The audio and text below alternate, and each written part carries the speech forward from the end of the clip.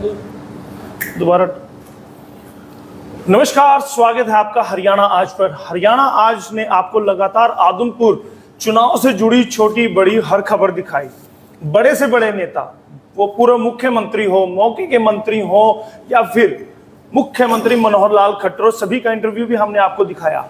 एक एक गांव में हम गए और आपको दिखाया कि क्या हालात हैं, किसको लोग पसंद करते हैं, किसको वोट देने वाले हैं। भजन लाल फैक्टर आज भी आदमपुर की गलियों में रचा बसा है या फिर कहीं ना कहीं नदारद हो गया है, सब आपको दिखाया। लेकिन आज वोटिंग का दिन है। आपको बता दें कि अभी तक अब 12 से 14% वोटिंग हो चुकी है। और जो भी दर्शक हमारे जुड़ रहे हैं, मैं उनके लिए बता दूं कि 1,71,473 वोटर आज किस्मत का फैसला करने वाले हैं। आदमपुर के विधायक किसको बनाने वाले हैं। और 180 बूथों पर यह सारा चुनाव होना है। 91,805 यहां पर पुरुष वोटर हैं और 79,668 यहां पर फीमेल है, यानी महिला वोटर हैं। और इस पूरे चुनावी चर्चा में हमारे साथ editor in chief Satish Mangla ji हैं, भारत आज के हमारे एडिटर इन चीफ है। स्वागत करूंगा सर आपका। धन्यवाद यशपाल जी, आप सबका हार्दिक स्वागत है हरियाणा आज में।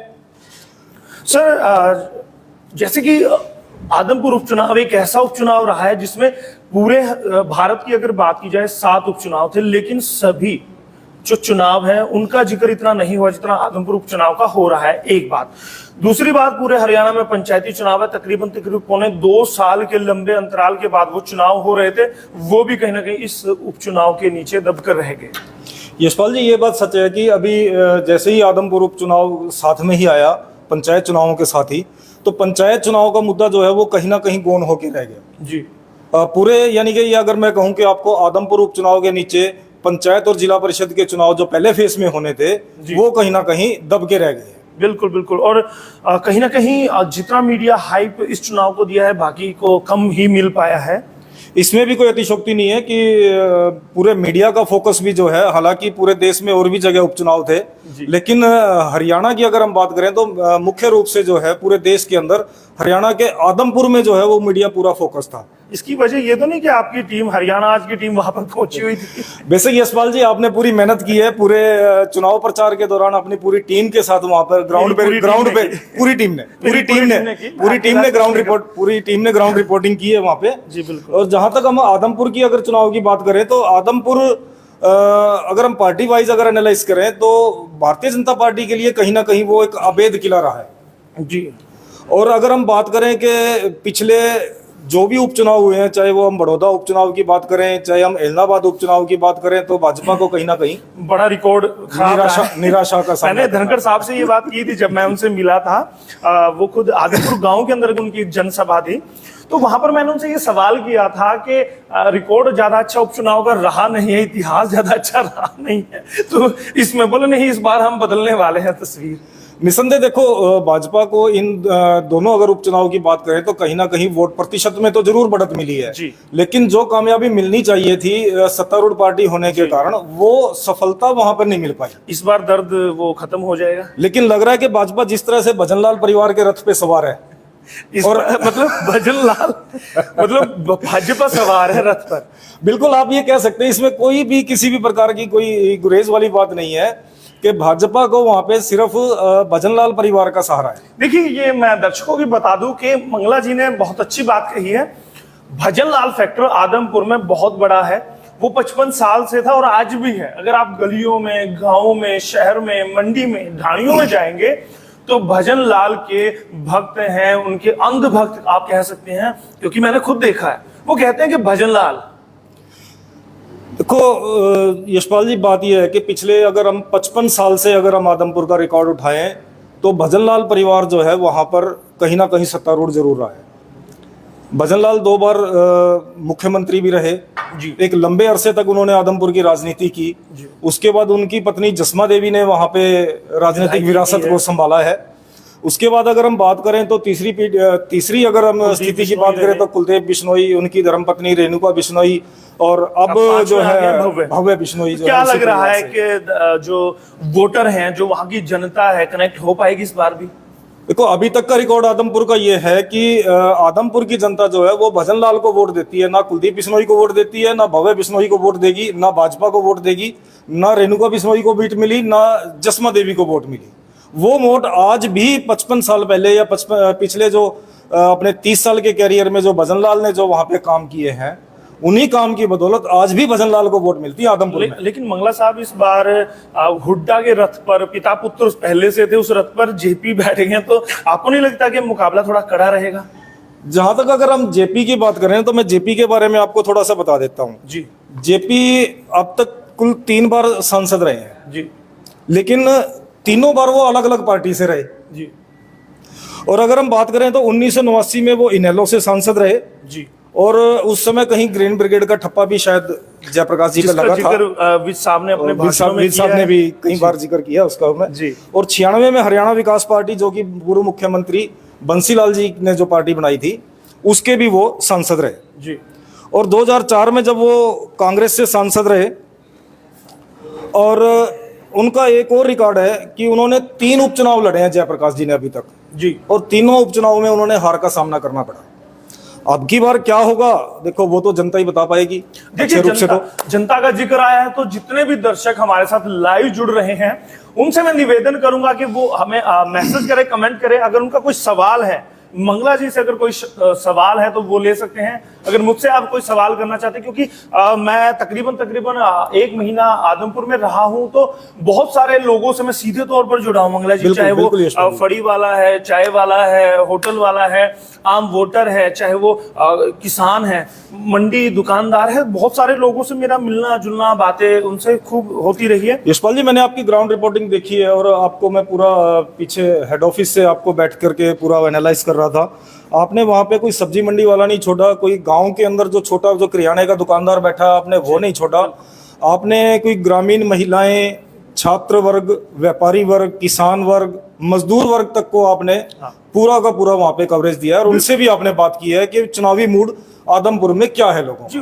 वजह भी मैं दर्शकों को बता दूं, ये वजह ये थी कि जो हरियाणा आज, जो हमारी टैग लाइन है सबसे आगे, वो यूं ही नहीं है कि हम ये चाहते हैं कि हम हर उस व्यक्ति से जुड़े जो समाज का हिस्सा है, दबे कुचले लोग हैं, वंचित लोग हैं, सभी तक हम पहुंचे।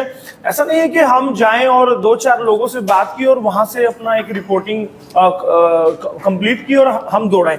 हमारी आप और हम जब डिस्कस करते थे कि आदमपुर चुनाव को कवर करना है, तो यही रहता था टीम मीटिंग में कि हमें हर एक पहलू, हर एक वर्ग को छूना है। वो आपने बखूबी आपने अपना पार्ट निभाया है।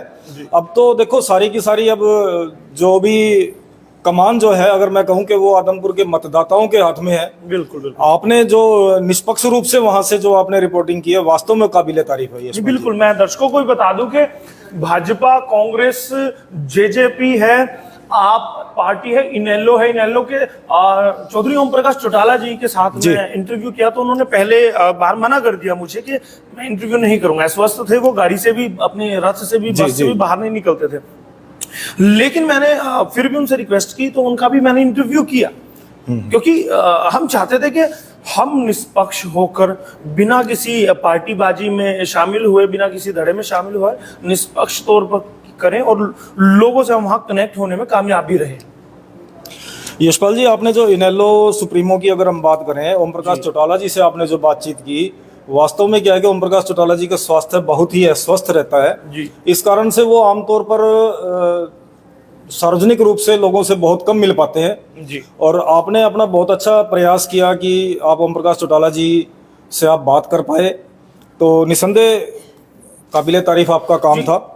मैं मंगला जी, जब मैं जयप्रकाश से मिला तो वो निसंदेह वो बड़े अच्छे वक्ता हैं, अपनी लचीदार बातों में और पॉलिटिक्स में उनका बहुत लंबा तजुर्बा है, उसको वो वहां पर भुना भी रहे हैं। अगर मैं बात करूं दर्शकों को हमारे जयप्रकाश के बारे, जो हिस्ट्री है उनकी, कहां से उनका राजनीतिक करियर शुरू हुआ, किस पार्टी में वो रहे, कितनी बार वो सांसद बने हैं, कितनी बार विधायक बने हैं, कितनी बार हारे हैं, चाहूंगा कि एक बार वो विश्लेषण हमारे दर्शकों को आप जरूर दीजिए। अभी जैसे कि मैंने अपनी स्टार्टिंग में ही आप लोगों को बताया था कि वो कुल 3 बार सांसद रहे जी। उसके बाद वो अलग अलग तीनों पार्टियों से रहे। 1989 में वो इनेलो से सांसद रहे और उस समय जैसे कि मैंने आपको बताया था कि ग्रीन ब्रिगेड का थप्पा भी हिस्सा उन पर रहे, कहीं ना कहीं वो लगता रहा, वो उनके जीवन में हो सकता है उनके लिए या जैसे भी हाँ, उनके कहीं ना लिए कहीं कोई रहेगा, फैक्टर नुकसान करेगा हमेशा। 1996 में हरियाणा विकास पार्टी, जो कि पूर्व मुख्यमंत्री बंसीलाल जी की पार्टी थी, उससे वो रहे, और 2004 में कांग्रेस से। जी। उसके बाद 1990 में तत्कालीन प्रधानमंत्री चंद्रशेखर की सरकार में वो केंद्र में मंत्री रहे। जी बिल्कुल। लेकिन अभी जयप्रकाश जी जिस प्रकार से अब आदमपुर में सामना कर रहे हैं और भव्य को कहीं ना कहीं टक्कर दे रहे हैं, बहुत अच्छा मुकाबला उन्होंने क्रिएट कर दिया है। जबकि चुनाव से पहले ये लग रहा था कि भव्य का चुनाव जो है वो पूरा का पूरा एक तरफा रहेगा, लेकिन जयप्रकाश ने मैदान में उतर के उसको ये दिखा दिया कि मैं भी मैदान में हूँ। इसकी वजह क्या मानते हैं? क्या हुड्डा फैक्टर है? पिता पुत्र की जो जोड़ी तकरीबन महीने 2 से वो लगातार वहां लगे थे, क्या वो एक बड़ा फैक्टर है? तो अगर हम बात करें आदमपुर की, तो आदमपुर में ज्यादातर कांग्रेस ने राज किया है। अब कांग्रेस को भी अपना ये अवैध किला बचाने की चिंता है और उन्होंने भी पूरी ताकत झोंक दी है। मतलब 55 साल से अगर हम कहते हैं कि भजन लाल का गढ़ रहा है, तो वो कांग्रेस का भी गढ़ रहा है, क्योंकि पीछे कांग्रेस है। निसंदेह। जी जी। तो वो अगर हम बात करें तो हरियाणा में कांग्रेस की, तो कांग्रेस का मतलब भजन लाल, हुड्डा परिवार हरियाणा में अभी मौके पे अगर हम बात करें हरियाणा में कांग्रेस की, तो हुड्डा परिवार। जी जी जी। हुड्डा परिवार मतलब पिता पुत्र दीपेंद्र और भूपेंद्र। यही वजह है कि उदय भान को छोड़कर कोई बड़ा चेहरा कैंपेनिंग के लिए नहीं आया है। अगर मैं जो नाराज हैं, जो विद्रोही हैं, शैलजा है, रणदीप हुड्डा है, अगर उनकी बात भी छोड़ दो तो उसके अलावा बड़े चेहरे नदारद रहे हैं कैंपेनिंग से। तो अगर हम बात करें तो हरियाणा में कांग्रेस की आपसी कलह जो है वो कहीं ना कहीं हो सकता है, अगर हार का कारण बनता है तो किसी भी प्रकार से अगर कांग्रेस हारती है जी जी, तो वो कहीं ना कहीं कांग्रेस की आपसी कलह को भी एक बड़ी वजह रहेगी। आपसी कलह बड़ी वजह मानते हैं, या हुड्डा का खुद को आगे रखना, अपने पुत्र को आगे रखना, दीपेंद्र हुड्डा को, वो भी एक बड़ी वजह रहेगी? क्योंकि अल्टीमेटली वो उनको आगे करने, अपने बेटे दीपेंद्र को आगे करने के चक्कर में ही शायद सबको पीछे कर रहे हैं। देखो, ये तो राजनीति में है ही, राजनीतिक विरासत में होता ही है जी। जब पिता राजनीति में है तो पुत्र को कहीं ना कहीं आगे बढ़ाने की कोशिश करता ही है। तो अगर हम भजनलाल परिवार की बात करें तो भजनलाल केंद्र में सोनिया गांधी ही राहुल गांधी को फिट करना चाह रहे हैं, यहाँ हरियाणा में अब भूपेंद्र दीपेंद्र का खामियाजा कांग्रेस भुगत रही है। आप उसको खामियाजा भी कह सकते हैं आप। मैं तो इसमें ये कहूंगा कि कांग्रेस की आपसी कलह जो है वो इसमें कहीं ना कहीं ज्यादा रोल निभाएगी, और साथ में केंद्र से किसी भी बड़े राजनेता का ना आना ये भी कहीं ना कहीं ये दिखा रहा है कि हो सकता है कि भी हुड्डा परिवार से, जिस प्रकार से हुड्डा कमान ने उदय भान जी को सामने रख के कमान संभाली हुई है जी हरियाणा कांग्रेस की, तो कहीं ना कहीं केंद्र में जो कांग्रेस के जो लीडर्स हैं वो इस बात से नाराज तो नहीं है कि भी हुड्डा कमान संभाले हुए हैं वहां पे। इसका एक एंगल ये भी है, मतलब वहां से कोई भी बड़ा चेहरा ना आना केंद्र से, लेकिन ये शक पैदा करता है, शंका पैदा करता है। लेकिन मंगला साहब, बड़ा चेहरा तो केंद्र से भाजपा की कैंपेनिंग में भी नहीं पहुंचा है, तो वहां भी कोई शक है क्या किसी तरह? भाजपा की कैंपेनिंग की बात करें तो भाजपा ने पूरे हरियाणा के अपने जितने भी बड़े लीडर्स थे सबको चुनाव में झोंका है। अपनी सहयोगी चाहे वो विधायक हैं, चाहे वो सांसद है, चाहे वो मंत्री है, चाहे वो मुख्यमंत्री है, उन्होंने अपने सभी चेयरमैन को, अपने सभी मंत्रियों को, विधायकों को, जो भी सपोर्टेड जो निर्दलीय विधायक हैं जो कि भाजपा सरकार को इस समय हरियाणा में समर्थित हैं, वो चौधरी रंजीत सिंह चौटाला जी हैं, वहीं पे रहे, वो पूरे चुनाव के दौरान वो वहीं पे रहे। और पूरे के पूरे जितना भी भाजपा का जो, अगर हम कहें कि प्रदेश का शीर्ष नेतृत्व के साथ साथ जितने भी पदाधिकारी थे, जितना भी युवा वर्ग था, सबको ही तो आदमपुर में झोंका हुआ था। विस्तारक तक भी पहुंचे, विस्तारक तो जाएंगे विस्तारक का तो काम ही क्या लग रहा है कि इतना सब तामझाम है, इतना गोला बारूद असला जो लेके गई थी बीजेपी, फायदा मिल पाएगा? कहीं ना कहीं यहाँ पे कुछ डैमेज हो सकता है? अगर आदमपुर, हम उपचुनाव की अगर बात कर रहे हैं ना, आदमपुर के चुनाव की अगर हम बात कर रहे हैं, तो इसमें अगर सोनाली फोगाट का नाम ला ले ना जी, तो वो भी कहीं ना कहीं बेमानी रहेगी। बिल्कुल। तो सोनाली फोगाट ही एकमात्र भाजपा का ऐसा उम्मीदवार रहा कि जिसने की वहां पे कांग्रेस कैंडिडेट को या भजनलाल परिवार को फाइट दी थी, टक्कर दी थी। आज से पहले तो कोई फाइट देने वाला भी नहीं था, खड़ा भी नहीं हुआ। देखिए, मैं दर्शकों को भी बता दूं कि 55 साल के इतिहास में आदमपुर से कोई भी बड़ा चेहरा, बड़ा नेता नहीं पनप सका। वजह क्या थी? बड़े वृक्षों के नीचे छोटे पौधे कभी भी पनप नहीं पाते। तो ये वजह रही। सोनाली फोगाट ने टक्कर जरूर दी है, बहुत अच्छी वोट परसेंटेज कहा जाए तो उन्होंने बटोरी थी भाजपा के लिए, तो कहीं ना कहीं राह आसान बना दी थी। लेकिन सोनाली फोगाट फैक्टर पूरे चुनाव में कहीं भी दिखाई नहीं दिया, सुनाई नहीं दिया। मैं वहां रिपोर्टिंग की है ग्राउंड से, मुझे कहीं दिखाई नहीं दिया, कहीं सुनाई नहीं दिया। ऐसा हुआ कि सोनाली फोगाट को लोग भूल ही चुके हैं। यशपाल जी, आप ग्राउंड पे रहे हो, आपको ज्यादा पता होगा। मेरे को ये लग रहा है कि कहीं ना कहीं कोई अंडर करंट तो नहीं रहा हो सोनाली फोगाट को लेकर के। जिस तरीके से मतदाता और नेतागण, किसी भी नेता ने वहां पे सोनाली फोगाट का अपने प्रचार के दौरान नाम भी नहीं लिया है, जबकि वो बहुत अच्छी लीडर वहां पे रही है, जमीन तैयार की थी, जमीन तैयार की है भाजपा के लिए। किसी भी पक्ष और विपक्ष के नेता ने कहीं पे भी जो है वो सोनाली फोगाट का पूरे प्रचार के दौरान नाम भी नहीं लिया। वजह क्या मानते हैं? कहीं नेगेटिव माहौल बनता या नुकसान होता, वो वजह थी? सबकी अपना अपना सोचने का तरीका हो सकता है कि ये लग रहा हो कि भी सोनाली फोगाट का जिस तरीके से उनके जीवन का अंत हुआ, तो वो कहीं ना कहीं किसी के लिए कोई कंट्रोवर्शियल हो सकता है। कोई भी इस उपचुनाव के दौरान जो है कंट्रोवर्सी में नहीं जाना चाहता था। जी चलिए, अब बात कर लेते हैं। आपने जयप्रकाश पहले जो उम्मीदवार है कांग्रेस के, उनका जिक्र किया। अब मैं भव्य बिश्नोई पर आऊंगा। अपने दादा की विरासत को संभालने का उनको मौका ये मिली है, जिम्मेवारी मिली है। अपने भाषण में भी मुख्यमंत्री के सामने उन्होंने अनाज मंडी से जो भाषण दिया उसमें भी कहा कि मेरे ऊपर जिम्मेवारी है और चुनौतियां भी हैं। अगर मुझे विरासत मिली है तो चुनौतियां भी मुझे मिली है। तो क्या लगता है चुनौतियों पर खरे उतर पाएंगे जब उनका रिकॉर्ड पहले जो चुनाव है बड़ी मुंह की उन्होंने खाई है? भव्य बिश्नोई की अगर हम बात करें तो भव्य बिश्नोई का अपना कोई निजी तौर पे कोई भी राजनीतिक कैरियर नहीं है जी। वो या तो अपने दादा की विरासत संभाले हैं, अपने दादी की विरासत संभाले हैं, या अपने पिताजी की कुलदीप बिश्नोई की या रेणुका बिश्नोई की विरासत को आगे बढ़ाने का काम कर रहे हैं। जी जी। और शायद ये भी हो सकता है कि भव्य बिश्नोई शायद आदमपुर में डायरेक्ट रूप से अगर हम बात करें तो कहीं मतदाताओं से सीधे संपर्क में नहीं थे चुनाव से पहले। जी जी। तो लोगों से कनेक्टिविटी नहीं रही, कनेक्टिविटी कम रही है। यही अपेक्षित अगर हम कुलदीप की बात करें, यही आरोप कुलदीप पे लगते रहे हैं पहले। कुलदीप की जहां तक बात है, कुलदीप फिर भी कहीं ना कहीं कुलदीप बिश्नोई इंटरेक्ट होते रहे हैं अपने मतदाताओं के साथ किसी ना किसी ओकेजन में, तो वो किसी ना किसी रूप में मतदाताओं से जुड़े रहे। भव्य बिश्नोई की सीधी संबंध किसी के साथ नहीं रहा। कुलदीप बिश्नोई की नो डाउट कि भी कुलदीप बिश्नोई बहुत अच्छे लीडर हैं वहां पे आदमपुर में। आज कुलदीप बिश्नोई का अपना स्वयं का भी एक वोट बैंक है जी, जैसे भजन लाल का अपना वोट बैंक है। इस तरह से अगर हम बात करें तो कुलदीप बिश्नोई का अपना भी एक अच्छा खासा रसूख है वहां। जी देखिए दर्शकों, जितने भी दर्शक हमारे जुड़े हैं, मैं उनसे भी यही चाहता हूं कि वो भी हमारे साथ जुड़े। नीचे कमेंट करके अपने सवाल जरूर रखिएगा। अगर आपको वीडियो अच्छा लग रहा है तो लाइक जरूर करते रहिएगा और अपने सवाल जरूर कीजिएगा। आपको क्या लगता है कि आदमपुर से कौन जीतने वाला है? कौन पहले नंबर पर आने वाला है? किसके सर पर ताज सजने वाला है? कौन रनर अप बनने वाला है? कौन दूसरे नंबर पर रहने वाला? तीसरे पर कौन रहेगा? चौथे पर कौन है? और पांचवे पर कौन खिसकने वाला है? दर्शक हमें कमेंट कर सकते हैं, बता सकते हैं, क्योंकि आपकी राय हमारे लिए महत्वपूर्ण है, हमारे लिए कीमती है। क्या लगता है भव्य विरासत संभाल पाएंगे? मेरा सवाल फिर से वही है। यशपाल जी, इसके बारे में आप बेहतर बता सकते हैं क्योंकि आपने ग्राउंड रिपोर्टिंग की है। ग्राउंड में क्या नजारा है, क्या माहौल है, क्या लोगों का मन है, वो आप ज्यादा बेहतर तरीके से बता सकते हैं। देखिए, जहां तक मैंने बहुत करीब से लोगों को देखा है तो वो सबसे पहले नाम लेते हैं भजन लाल का। वो कहते हैं कि भजन लाल को वोट है, वो भव्य का नाम ही नहीं लेते।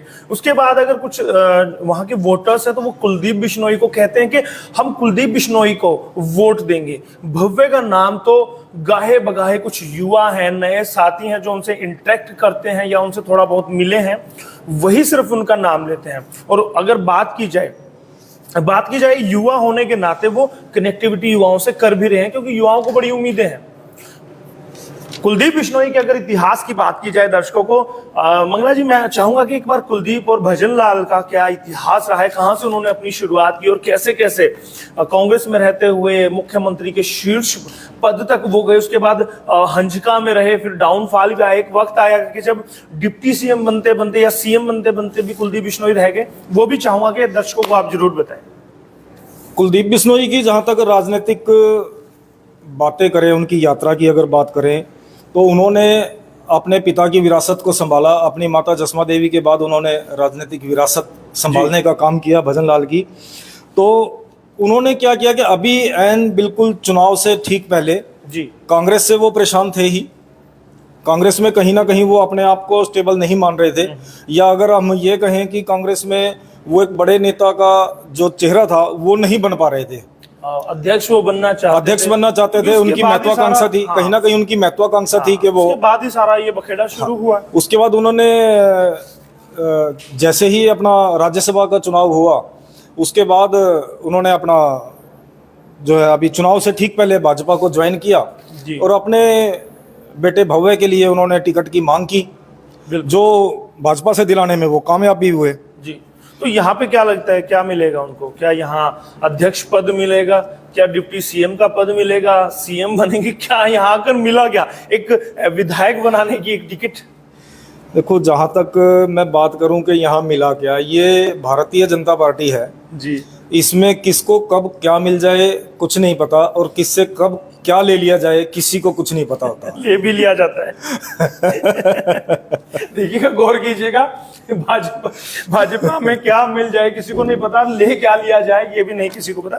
तो अगर बात करें इनके कहाँ से जीवन यात्रा कुलदीप बिश्नोई की शुरू हुई, कहाँ किस किस पड़ाव पर, कब सांसद बने, कब विधायक बने, कब उन्होंने अपनी पार्टी गठन किया, चाहूंगा दर्शकों को जरूर बताइए। को कुलदीप बिश्नोई की जहाँ तक बात है, कुलदीप बिश्नोई अपने आप में एक बड़ा चेहरा हरियाणा में जाना जाते हैं। उनके बारे में सभी को पता है कि उन्होंने जैसे हजका बनाई जी, हजका के फिर वो जितने भी एमएलएज बने, उसके बाद उन्होंने भाजपा के साथ मिलकर के सरकार बनाने का प्रयास किया, लेकिन वो कहीं असफल हुए। फिर उनके विधायक वो छोड़ करके उनकी हजका पार्टी चले गए, फिर वो अकेले विधायक रह गए जी। उसके बाद फिर उन्होंने अकेला चलो की नीति अपनाई जी, और कहीं ना कहीं उनके मन में भाजपा के प्रति ये तो लग रहा था कि भी एक सॉफ्ट कॉर्नर तो है, ये लग रहा था पहले, हजका के टाइम से ही लग रहा था। जी जी।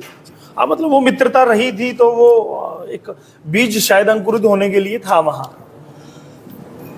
देखो, भव्य और बिश्नोई परिवार के लिए तो भजन लाल एक सबसे बड़ा नाम है आदमपुर में। जी, भजन लाल के अलावा वहां पे मेरे को नहीं लगता, आप भी ग्राउंड रिपोर्टिंग करके आए हैं, कि भी ऐसी कोई चीज है वहां पे। मैं अक्सर मैं वोटरों के पास जाता तो वो कहते हैं भजन लाल, तो वो कहते हैं कि भाजपा को वोट देंगे, तो मैं कहता भाजपा में मनोहर लाल बड़ा फैक्टर है कि भजन लाल, तो वो चुप हो जाते। तो उनका बाद में सिर्फ यही कहना होता है कि भजन लाल को। अगर मैं भाजपा की बात करूं तो भाजपा में सबसे बड़ा चेहरा जो है वो नरेंद्र मोदी है जी, ना मनोहर लाल है ना ही और कोई है। भाजपा का एकमात्र चेहरा है आज नरेंद्र मोदी जी। नरेंद्र मोदी है तो भाजपा है, भाजपा है तो नरेंद्र मोदी है। आज ये स्थिति हो गई है जी। जहां पार्टी कैडर से चलती थी वहां आज सिर्फ नरेंद्र मोदी के चेहरे से चल रही है। तो एक आत्मघाती नहीं होगा पार्टी के लिए आने वाले वक्त में? नहीं, आप ये देखो ना कि 2 से और आज कहाँ खड़े हैं जी। कहाँ तो एक एक सांसद बनाने के लिए, एक एक एमएलए बनाने के लिए जद्दोजहद करनी पड़ती थी, और आज पार्टी जो है अगर हम भारत की बात करें तो ज्यादातर राज्यों में अपनी सरकारें चला रही है। 2 राज्यों में कांग्रेस है, बस कुछ एक में अन्य दल है, क्षेत्रीय दल है। जी। तो कुलदीप बिश्नोई का आप जिक्र कर रहे थे, तो उन्होंने अपना शुरुआत की कांग्रेस में, वो थे भजन लाल मुख्यमंत्री रहे, उनके सुपुत्र थे, उसके बाद उन्होंने हंसका भी बनाई और डाउनफॉल भी उनके जीवन में आया। लेकिन इन सारे बातों में रेणुका बिश्नोई उनके साथ कंधे से कंधा मिलाकर खड़ी रही। अब जाकर जब मैं आपको दर्शकों को भी मैं बताना चाहूंगा कि जब विधानसभा में इस्तीफा देने वो स्पीकर ज्ञानचंद गुप्ता को इस्तीफा सौंपने आए थे, तो रेणुका बिश्नोई उनके साथ थे और मैंने वो उनका वहां इंटरव्यू किया था। तो उन्होंने वहां पे कहा कि अब भजन लाल के पोते को हम आगे करना चाहते हैं, भव्य को आगे करना चाहते हैं, मैं खुद राजनीति नहीं करना चाहता, स्टेट की राजनीति नहीं करना चाहता। और रेणुका बिश्नोई ने कहा था कि मैं अब राजनीति से अलग, मैं परिवार को संभालना चाहती हूँ। तो कहीं ना कहीं सीधा इशारा उसी दिन कर दिया गया था कि भव्य को अब लड़ाना है, और बाद में जो टिकट भी मांगेगी तो भव्य के लिए मांगेगी। अब यहां पर मैं बात करता हूं कांग्रेस और भाजपा के बाद अगर आदमपुर में किसी का जिक्र चल रहा है तो वो पार्टी है आम आदमी पार्टी। आम आदमी पार्टी, केजरीवाल ने दिल्ली पर राज किया है, पंजाब पर राज किया, गुजरात की उनकी तैयारी है। तो इसी से उत्साहित होकर उन्होंने सत्येंद्र को टिकट दिया, वहां रोड शो भी किए, मेक इंडिया नंबर 1 का वहां कैंपेन भी शुरू किया। तो उसका असर क्या लगता है मंगला जी होगा, वहां के वोटर्स पर असर हो पाएगा झाड़ू का? देखो, जब चुनाव से पहले जब केजरीवाल ने वहाँ पे हिसार में आकर के और रोड शो किया जी, तो वहीं से ही पता लगने लग गया था, उसी समय से आभास हो गया था कि आम आदमी पार्टी जो है पूरे दमखम के साथ आदमपुर में चुनाव लड़ेगी, पूरी जोर आजमाइश करेगी, किसी भी प्रकार से इसको अन्यथा नहीं लेगी कि भी जीतेंगे या नहीं जीतेंगे इसलिए चुनाव नहीं लड़ना था जी, या चुनाव लड़ना है इसलिए चुनाव नहीं लड़ा जी। चुनाव के तरीके से आम आदमी पार्टी जो है वो वहां पर लड़ रही है, पूरी ताकत भी झोंकी। पूरी पंजाब के मंत्री, खेल मंत्री अमित हेयर से मैं खुद मिला, तो वो कैंपेनिंग के लिए आए थे, तो वो भी मादा थे कि यहाँ से हमारा कैंडिडेट सत्येंद्र जीते ताकि 2024 का रोड मैप तैयार हो। अब आम आदमी पार्टी की अगर हम बात करें तो सुशील गुप्ता पिछले लगभग 1-1.5 महीने से आदमपुर हल्के में रहे, वही है। उन्होंने शायद ऐसा कोई घर नहीं छोड़ा होगा जिसमें वो वोट मांगने स्वयं ना गए हो जी, कोई ऐसा गांव नहीं छोड़ा होगा जिसमें वो खुद ना गए, कोई ऐसी गली नहीं थी जिसमें सुशील गुप्ता शायद ना गए। बिल्कुल। उन्होंने, अगर हम कहें कि जिस प्रकार से भाजपा कभी अपने उस पुराने समय में जो चुनाव प्रचार करती थी वो रणनीति जो है वो आम आदमी पार्टी लेकर के चल रही थी और पूरे दमखम के साथ सुशील गुप्ता ने वहां पे लीड किया और आम आदमी पार्टी को आज इस स्थिति में पहुंचा दिया कि वहां पे लोग उनका नाम ले रहे हैं। तो क्या लगता है कि कहीं फाइट में सीन में कहीं है आम आदमी पार्टी आदमपुर के? अगर हम आदमपुर उपचुनाव की बात करें ना यशपाल जी, तो आदमपुर में भाजपा और कांग्रेस का मेरे को सीधा सीधा मुकाबला होता नजर आ रहा है जी। तो तीसरे पायदान पर आप अगर हम बात करें तीसरे और चौथे पायदान की, तो वहां पर इनेलो और आम आदमी पार्टी दोनों के बीच में मुकाबला होगा। जी जी जी। सत्येंद्र के बारे में बता दूं, करोड़पति का नारे उनके लिए लगते रहते हैं। वैसे तो आपको मैं बता दूं कि जितने भी उम्मीदवार मैदान में हैं, 22 उम्मीदवार, मंगला जी मैं बता दूं आपको कि 22 उम्मीदवार मैदान में हैं और बहुत सारे उम्मीदवार तो को हमने कवर किया है जिनके नाम और चेहरे भी लोग नहीं जानते। जनता ब्रिगेड फौजियों की एक पार्टी थी, उनके नरेश कुमार थे, उनको हमने कवर किया था। अगर हरियाणा आज पर आपने वो इंटरव्यू देखा हो तो वो पैदल कैंपेनिंग कर रहे थे, लोग अपना पूरे हल्के में पैदल ही कैंपेनिंग कर रहे। एक व्यक्ति ऐसा भी था मंगला जी कि वो दलबीर सिंह ट्रैक्टर ट्रैक्टर वो बड़ा रोचक सी विषय था। एक्चुअली क्या था कि मैं एक गांव आदमपुर बालसमंद से कवर करके केजरीवाल का रोड शो होना था जो कैंसिल हुआ, मैं उसको कवर करके बाकी जो नेता थे वहां पे, चाहे चित्रा सरवारा थी, अरुण हुड्डा जो युवा के अध्यक्ष हैं, सुशील गुप्ता है, मीत हेयर हैं जो पंजाब के खेल मंत्री हैं, अशोक तंवर, इन सबको कवर करके अगला एक गांव था बुढ़ाक। मैं बुढ़ाक जा रहा था जहां पे कांग्रेस की भूपेंद्र हुड्डा की जनसभा थी। तो रास्ते में मैं जब निकला तो एकदम से ट्रैक्टर निकला, तो मैंने देखा कि यार ट्रैक्टर कुछ सजाया हुआ है अलग ही तरीके से। तो मैं वहां सडनली मैंने ब्रेक लगाए, गाड़ी को साइड में लगवाया, मैंने ड्राइवर को कहा भाई गाड़ी साइड में लगाओ। तो मैं उतर के गया तो उन्होंने वो लोडर जो होता है ट्रैक्टर पे, उस पे फ्लैक्स लगा रखा है, पीछे झंडे, एक किसानी का झंडा और टोपी पहने भाई साहब, खूब सारी मालाएं लगाए। मतलब एक ऐसी गजब की पर्सनैलिटी के भाई साहब मन को मोहित करे, यानी ध्यान आकर्षित करे, ध्यान केंद्रित करे, ऐसी एक पर्सनैलिटी दलबीर सिंह की थी। तो मैंने उनका इंटरव्यू किया। अगर दर्शकों आपने वो नहीं देखा, गजब की पर्सनैलिटी है। और उन्होंने एलनाबाद उपचुनाव जो भी लड़ा था, उसके बाद ये उपचुनाव भी उन्होंने लड़ा और कहते हैं कि मोदी जहां मोदी के खिलाफ मैं हर जगह चुनाव लड़ूंगा क्योंकि मोदी की नीतियां गलत है। तो ऐसे वो इंटरव्यू अगर आप देखना चाहते हो हरियाणा आज पर, भारत आज पर आप देख सकते हैं, हमारे यूट्यूब फेसबुक दोनों जगह वो पड़ा है। तो इसी तरह के मंगला जी 22 लोग मैदान में थे जी। लेकिन अगर बात करें तो हम 4 लोगों को मेन हम मानते हैं, भव्य बिश्नोई, जयप्रकाश, सत्येंद्र और कुरडाराम जी। अब हम कुरडाराम पर आते हैं। कुरडाराम बताइएगा दर्शकों के कौन से हैं वो?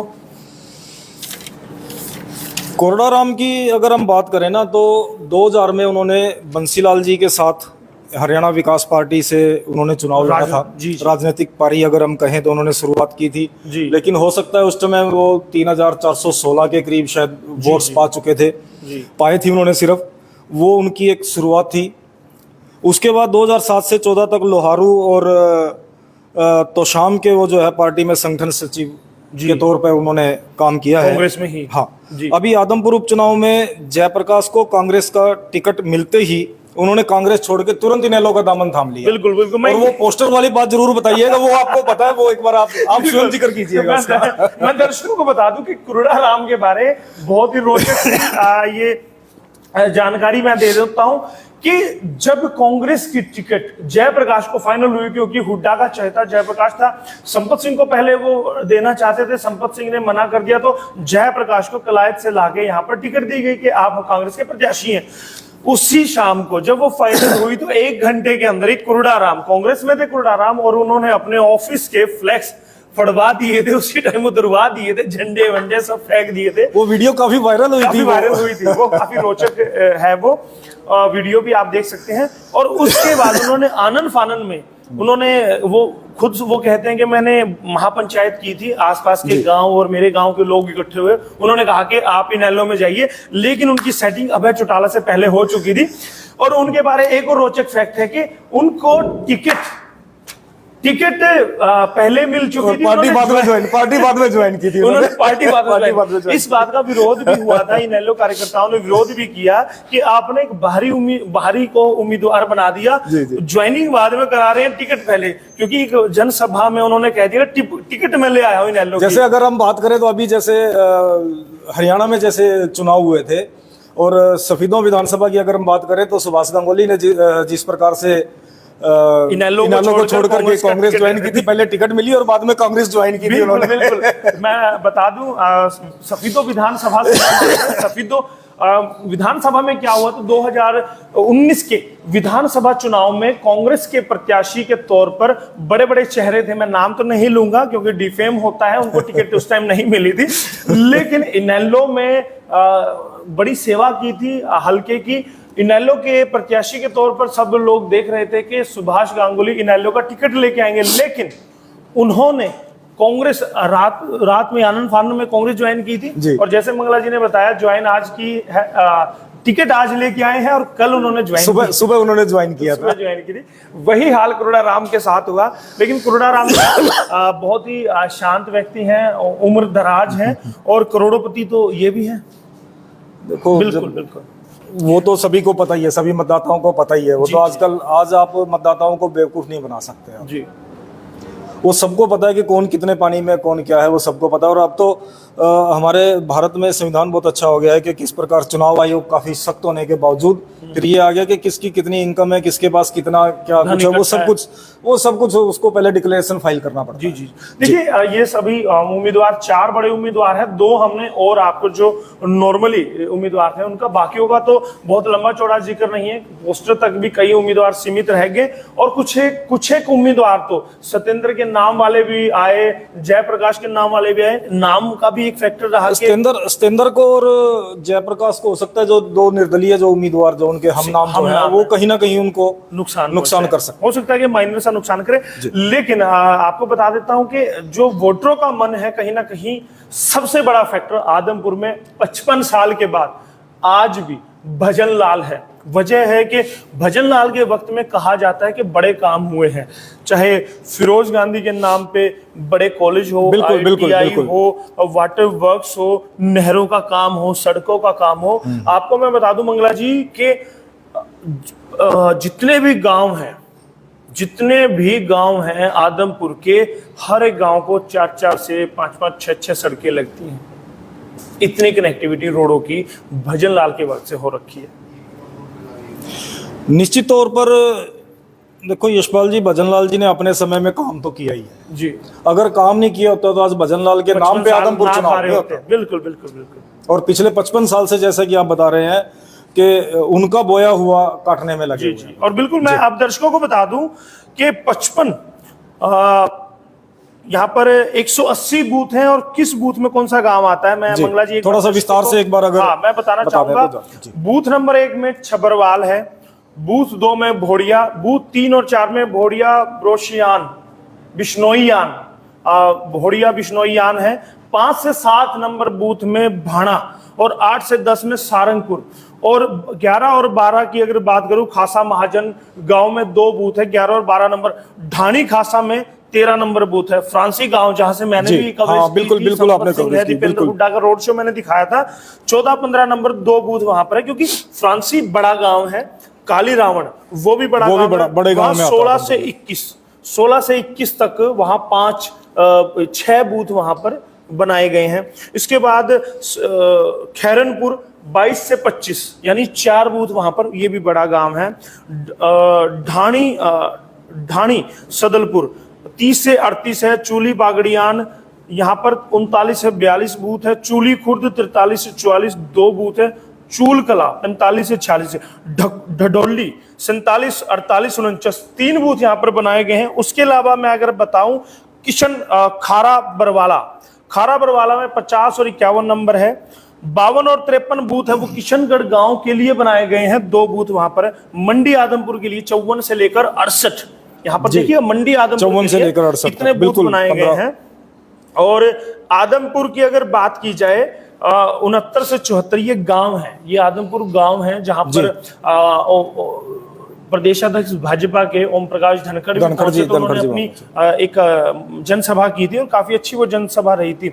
इसके बाद कोहली में 75, 76 और 77 3 कोहली गांव के साथ हमने कवरेज भी दिखाई थी वहां के चौक से, काफी बड़ा गांव है।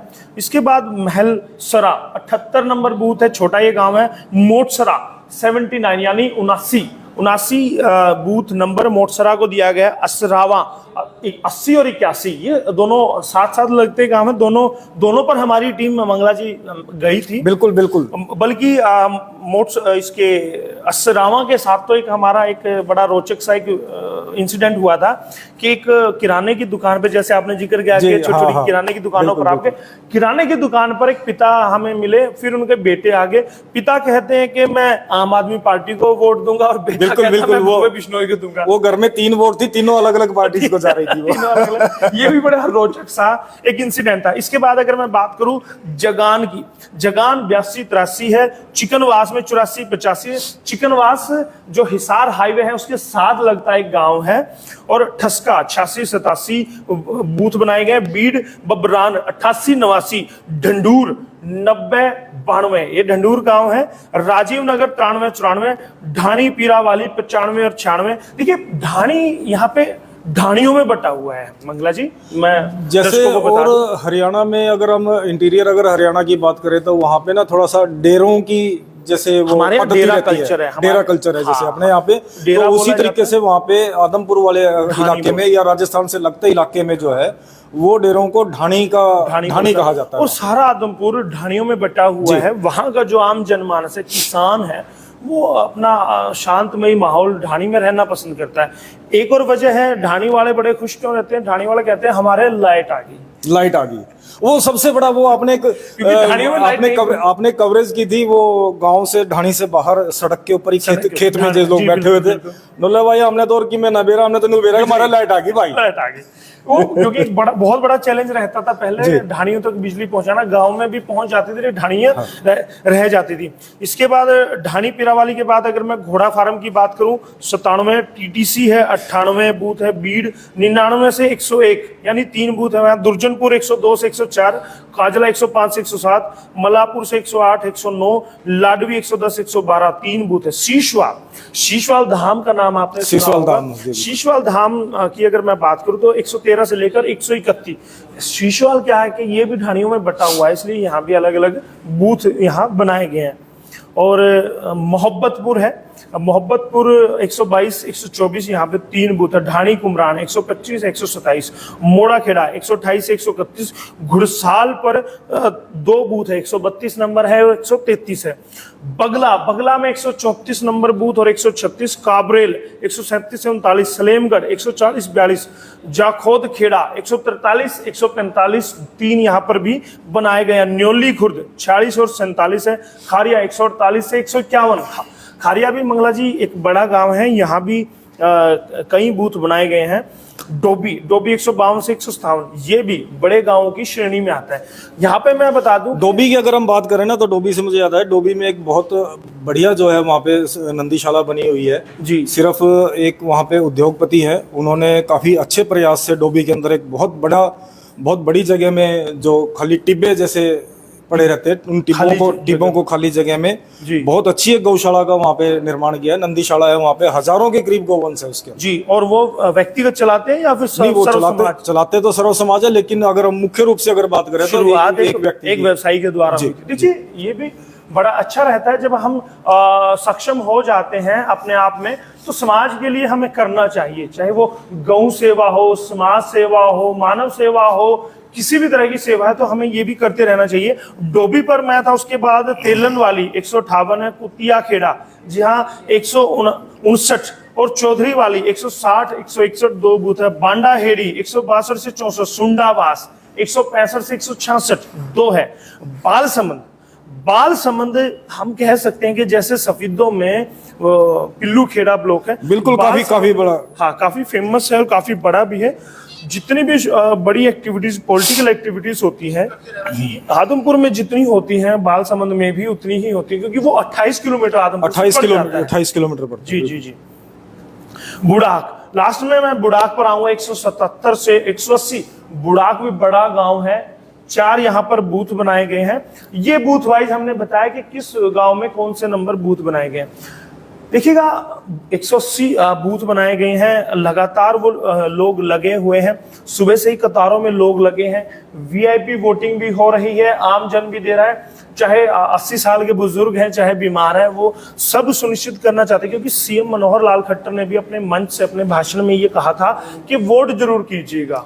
बिल्कुल, देखो जहां तक वोट देने की बात है, मतदान तो हर व्यक्ति को करना चाहिए जी। चाहे आपके जहां इच्छा, आप जिसमें या आपको हो सकता है कि भी मुख्य रूप से 4 कैंडिडेट हैं जी, आपको चारों में से कोई भी पसंद नहीं है, तो अपेक्षाकृत आपको जो व्यक्ति ठीक लगे इन 4 में से, या जिसे 22 है, बिल्कुल, या 22 है, उन 22 में से आपको अपेक्षाकृत जो भी व्यक्ति आपको ठीक लगे तो उसको आप वोट दे सकते हैं, नहीं तो फिर आपके पास नोटा का ऑप्शन लास्ट है। नोटा दबाइए, ताकि वो मतदान तो अवश्य करना चाहिए। मतलब डाटा तो इकट्ठा हो कि बिल्कुल। जितने भी ये खड़े हुए ये सही नहीं है, पॉलिसीज बनाने में चुनाव आयोग को भी आसानी हो। बिल्कुल। तो दोस्तों, ये पूरा विश्लेषण हमारा था। अभी अगर हम उपचुनाव की बात करें ना, तो इसमें वो उसका आपने जिक्र नहीं किया, कलायती, विलायती, बागड़ी और गादड़ी वाला, वो अगर एक बार और थोड़ा सा अगर बता देते हैं तो ये बड़ा कंट्रोवर्शियल रहा। देखिए, जयप्रकाश ने कहा था कि बागड़ी और गादड़ी वो डंडे से हाँके जाते हैं, तो इस बार डंडा लेके हाँक देना। तो इस पर जो बागड़ी, क्योंकि राजस्थानी एरिया है, वहां बागड़ी समुदाय, बागड़ी बोला जाता है, बागड़ी समुदाय के लोग हैं, तो वो इस बात से बड़ा चिढ़ गए थे, उनको बड़ा चिड़न हुई थी। तो जो अपने आप को कहता है कि मैं बागड़ी हूं, तो वो खिलाफ जयप्रकाश के खड़ा होता। कहीं ना कहीं अगर खामियाजा भुगतना पड़ सकता है इस स्टेटमेंट के लिए जयप्रकाश। इसके अलावा इससे 2 कदम आगे सत्येंद्र बढ़ गए। उन्होंने क्या कहा? उन्होंने कहा कि कलायती और विलायती जी। दोनों को अगर उसको हम जिक्र नहीं करेंगे ना, तो वो थोड़ा सा बेमानी रहेगा कहीं ना कहीं, क्योंकि वो बड़ा मुख्य मुद्दा रहा पूरे उपचुनाव के दौरान। पूरे चुनाव के दौरान ये बड़े पोस्टर भी आम आदमी पार्टी ने तो बड़े पोस्टर लगाए थे, बैनर लगा रखे थे, कलायती और विलायती।